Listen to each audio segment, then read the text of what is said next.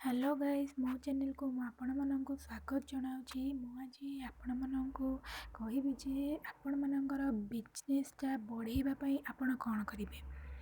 बेले बेले एमती होता है अनेक समय मनीष आम परिश्रम करूँ किंतु आम परिश्रम अनुसार आम बिजनेस उन्नति हो पार न थाए। से आम बहु प्रकार मानसिक चिंतार बुड़िकी रही था। से मुझे गोटे उपाय कहूँ। शनिवार दिन आपण स्नान पर गोटे अखंडित ओस्तपत्र को तोलिकी आणवे।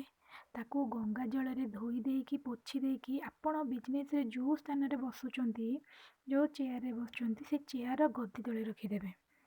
एमती आपण 7टा शनिवार करेंगे। 7टा शनिवार रे 7टा ओस्तपत्र आनिकी रखिबे आ आपणकर गद्दी तले रखिदेवे।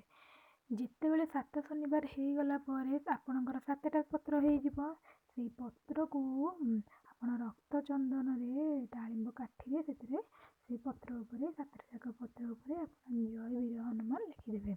लिखिदे कि कौन से गोटे बही जाऊा जल आप भसईदेवे। भसई देकी आप आसवे देखिए या द्वारा आपणकर बिजनेस निश्चिंत उन्नति घटव आ वृद्धि पाइब।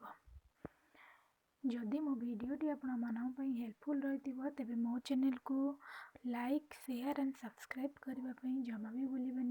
रही नमस्कार। जय जगन्नाथ।